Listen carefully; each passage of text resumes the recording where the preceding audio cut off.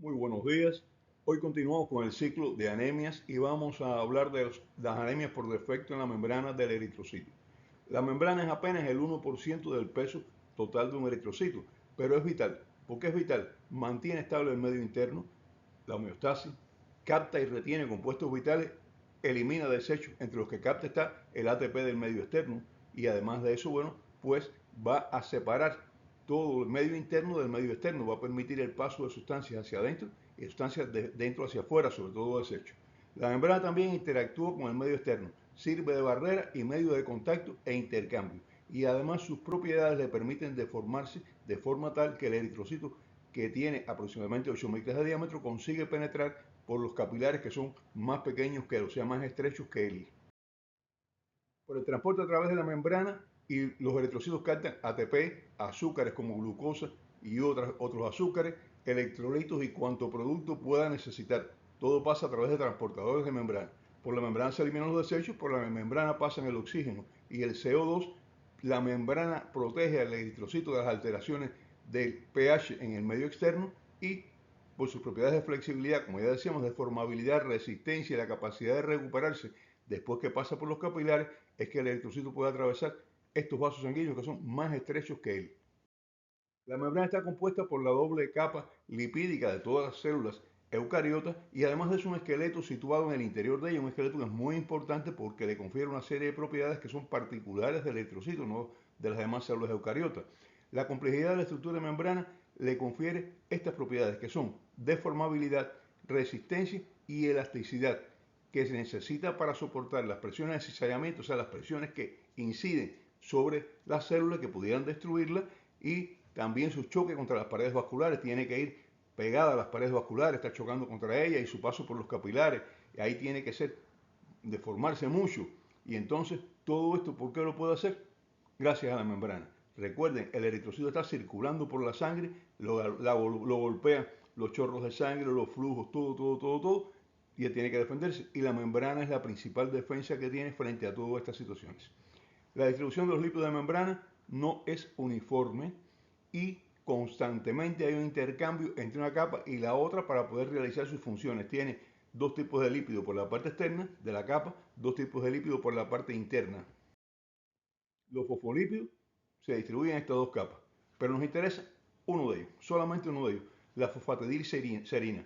¿Por qué nos interesa la fosfatidilserina? Porque ella normalmente está situada en la capa externa y si se desplaza hacia la capa externa crea un problema porque es capaz de convertir la protrombina en trombina. Ella puede facilitar que aparezcan signos, aparezca coagulación. También va a facilitar la unión de los macrófagos con los eritrocitos, causando la destrucción de los eritrocitos. O sea, facilita dos situaciones. Primera, coagulación. Segunda, destrucción de los eritrocitos por los macrófagos. Esto ocurre en enfermedades en las cuales hay lesiones que no son propiamente de la membrana, por ejemplo, hemoglobinopatías como la talasemia y la ciclemia, pueden hacer que la fosfatidilserina se manifieste en la capa externa del eritrocito y se destruya con mayor facilidad. Las proteínas de la membrana del eritrocito son de dos tipos. Tenemos las proteínas integrales, que son proteínas que atraviesan la membrana de parte a parte e interactúan con el núcleo de esta membrana. Recuerden, la membrana es lipídica y repele el agua no puede pasar. Estas proteínas tienen varias funciones y entre ellas servir como un canal para paso de algunos de los productos que la célula necesita. El otro grupo de proteínas son las llamadas proteínas periféricas. Interactúan con las proteínas integrales o con los lípidos de la superficie, pero no penetran al núcleo de la membrana. Están colocadas solamente en la superficie de la membrana, interna o externa. Las proteínas integrales son de varios tipos. Incluyen proteínas transportadoras, receptores y antígenos. La proteína integral más abundante en la membrana es la banda 3, ese es el nombre, banda 3, y actúa en el transporte de iones, el intercambio de cloro y de bicarbonato, y además proporciona un sitio de unión de las enzimas que metabolizan la glucosa. Muy importante. Pero además de todo eso, es un sitio para unión de la hemoglobina y también a ella van unidas las proteínas del esqueleto de la membrana, que es muy importante para garantizar las propiedades de las que hablábamos, y sobre todo la anquirina, que es una proteína que es básica en este esqueleto de la membrana del eritrocito. La segunda proteína integral más abundante son las glucoforinas, proporciona la mayor parte de la carga eléctrica negativa que repele los eritrocitos. Cada eritrocito está cargado negativamente y que esto hace que entonces un eritrocito no pueda adherirse al otro cuando se acerca. Como son cargas iguales, se repelen. Y esto lo proporciona las glucoforinas, que están situadas, que son proteínas integrales, están situadas en la membrana de lado a lado. Cargas iguales se repelen, cargas opuestas se atraen. Así que las cargas de eritrocitos tienen que ser iguales para que se repelan. La glucoforina además participa en el paso de señales a través de la membrana. Tienen receptores para el plasmodium falciparum. Esto es un problema, ¿no? Porque el plasmodium falciparum puede unirse a ellas. Tienen receptores para varios virus y para varias bacterias y para varios antígenos de grupos sanguíneos. O sea, gracias a la glucoforina pueden adherirse al eritrocito algunas infecciones que nos pueden afectar. Y esto no es culpa de la glucoforina, es que el plasmodium falciparum, estos virus y estas bacterias han identificado receptores para la glucoforina y los utilizan para penetrar a la célula, al eritrocito, e infectarla. Las proteínas periféricas están en la cara interna y desempeñan funciones enzimáticas y otra función muy importante. Forman la estructura del esqueleto de membrana basado sobre todo en dos proteínas muy importantes, la espectrina y la actina. La misma actina que ustedes conocen de la célula muscular es la misma. La espectrina es el principal componente del esqueleto de la membrana. Es muy flexible, la espectrina tiene una flexibilidad enorme. Puede adoptar diferentes formas y contribuye significativamente a la flexibilidad y deformabilidad de la membrana. El esqueleto de la membrana está unido a ella por diferentes uniones de proteínas, entre ellas la unión de espectrina con anquilina y otras más. Existen uniones con moléculas de actina y tropomicina y estas facilitan aún más la deformabilidad. Los trastornos de la membrana de los eritrocitos son causados por alteraciones de la cantidad y o la calidad de las proteínas individuales y por la interacción dinámica entre ellas. O sea, o bien está alterada la interacción entre estas proteínas, puede ser por una disminución de la cantidad de una proteína o puede ser por una disminución en cuanto a la capacidad funcional de alguna de estas proteínas, o puede ser que estén alteradas la interacción entre las proteínas de la membrana y entonces ya no hay un esqueleto que pueda deformarse con facilidad y hay dificultades con esto. La alteración de las interacciones verticales entre proteínas de la membrana causa que el esqueleto y la membrana de la capa lipídica se desacoplen. Hay alteración entre las membranas entre las proteínas del esqueleto y entonces esta proteína, este grupo de proteínas ya no está combinado con el de abajo y entonces cada uno anda por su cuenta. ¿Y qué ocurre? Esto lo que hace es provocar que se desacoplen la membrana. Las dos capas de proteínas del esqueleto van separadas una de la otra, no se pueden relacionar y la membrana se desestabiliza. Y esto es un problema también. Se pierden lípidos cuando se desestabiliza la membrana, se pierden algunas proteínas integrales por esa desestabilización, se pierde superficie de la membrana y el eritrocito, para compensar esto, busca la forma que ocupe menos volumen, o sea que el volumen pueda mantenerse, pero con la forma más completa, más perfecta para esto. Y esta forma es la esférica, ya no puede ser un disco bicóncavo, tiene entonces que convertirse en una célula esférica.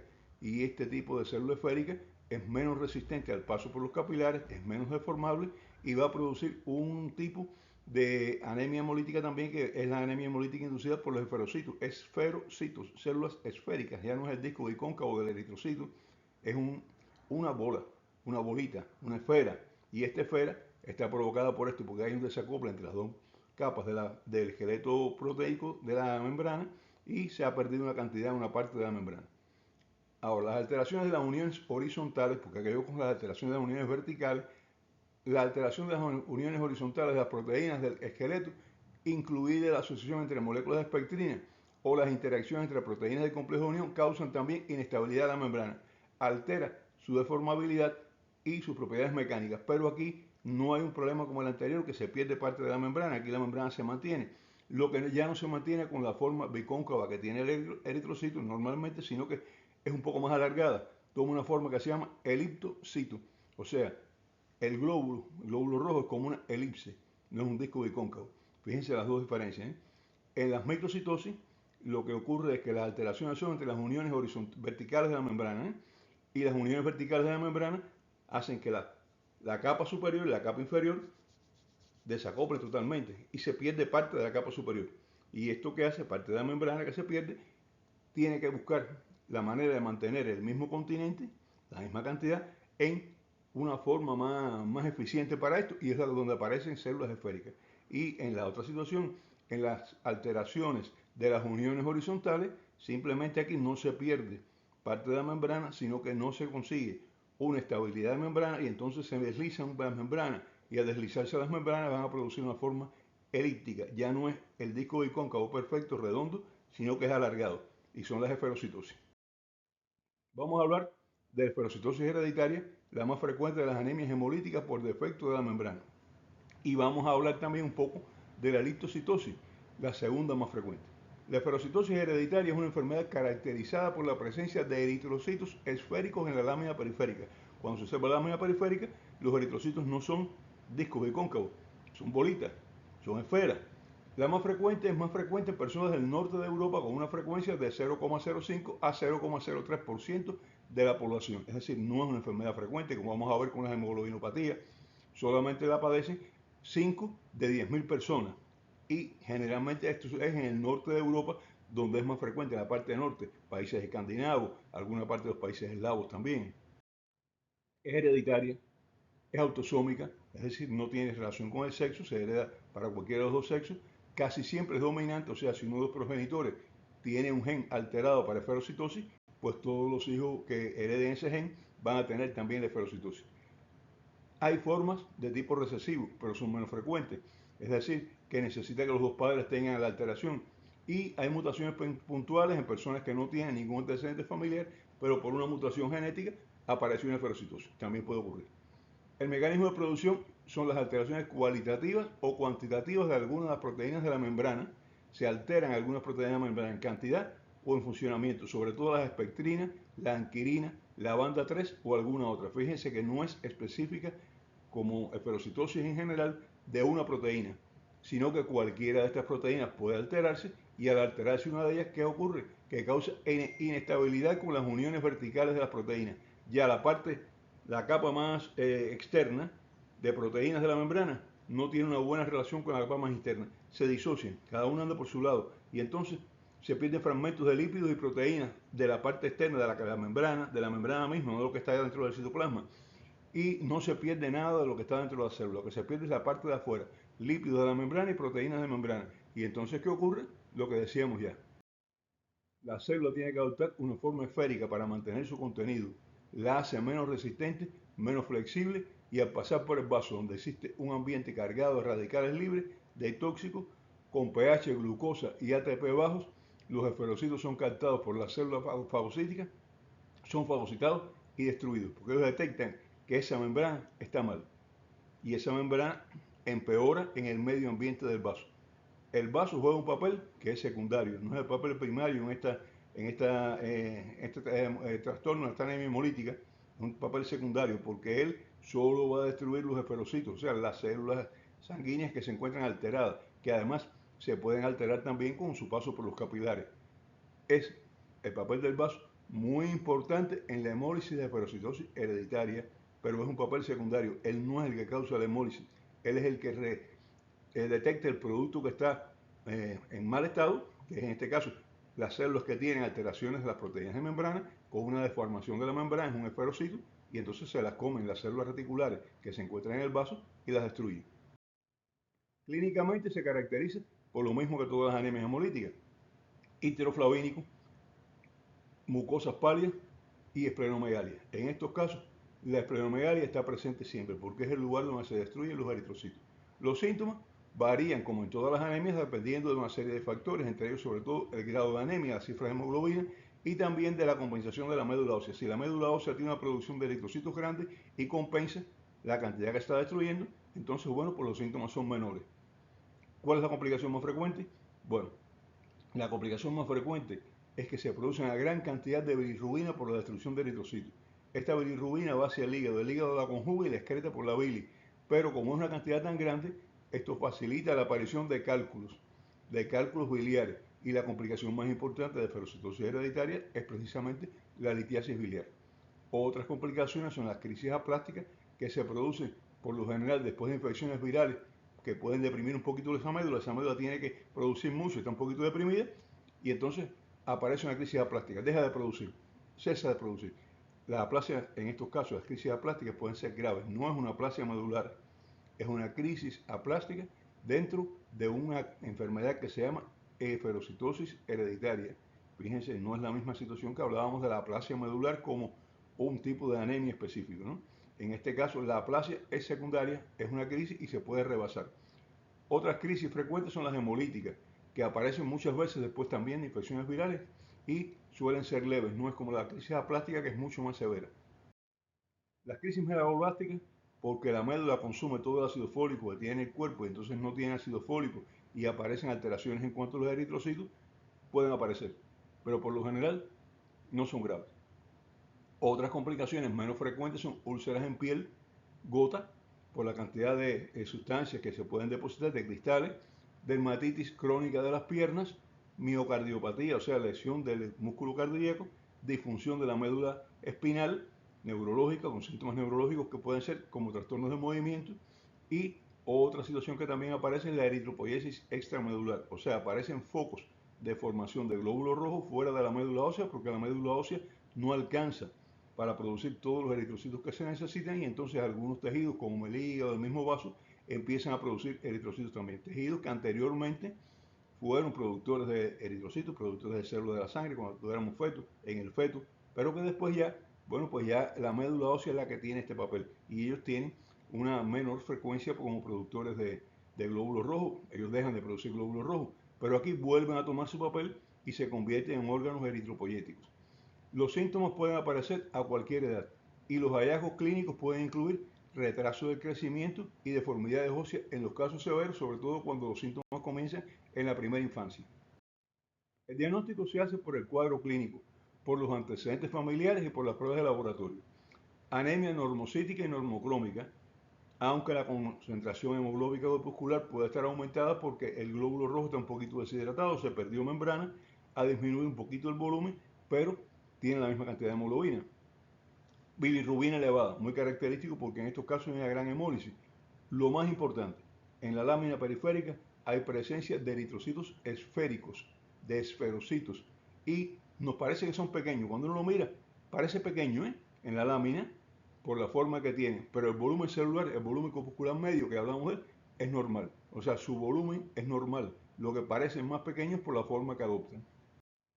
Existen otras causas de ferocitosis, no solamente de ferocitosis hereditaria.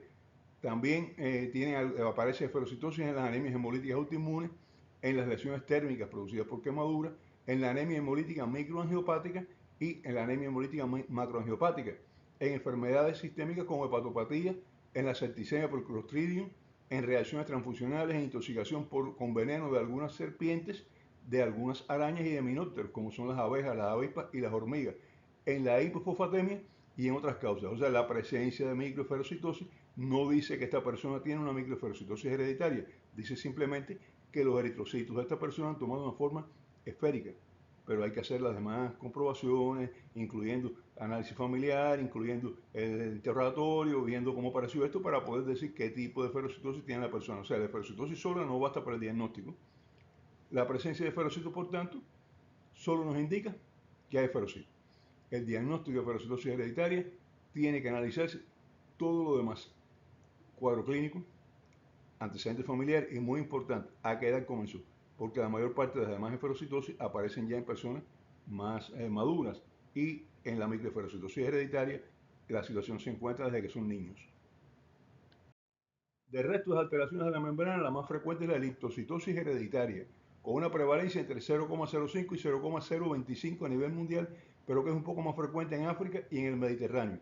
Se le asocia también, como veremos ya, con las hemoglobinopatías, con algunas hemoglobinopatías, con el área endémica de paludismo, porque el paludismo va a parasitar el eritrocito y esto causa lesiones eritrocitarias que pueden transformarse en lesiones genéticas que hacen perpetuar aquellas formas de eritrocitos que son más resistentes al paludismo y esto es una posibilidad. En algunas áreas de África la sufre hasta el 1% de la población. Por lo general es ferocitosis de evolución benigna y salvo que presenten anemia severa, no tienen síntomas. Y la anemia en estos casos, por lo general, es apenas ligera. O sea, por lo general, los pacientes con ferocitosis no tienen síntomas importantes. Muchos pacientes son totalmente asintomáticos. Está causada por defectos de la proteína que forman el esqueleto de la membrana, principalmente la espectrina, pero puede estar afectada de glucoforina u otras proteínas. La mayoría de los defectos interrumpen el contacto de espectrina con la actina, Lo que causa inestabilidad horizontal, ya hablábamos de esto, no es la inestabilidad vertical que teníamos deslizando las dos capas estas proteicas, sino que es una inestabilidad horizontal. Y esto hace que la mayoría de los efectos deforman a los eritrocitos, pero no los deforman, como decíamos anteriormente, como si fueran microesferocitos, sino con una forma ovalada. Y esto es lo que caracteriza la enfermedad. El porcentaje de esferocitos es variable desde unos pocos hasta el 100% de todos los eritrocitos.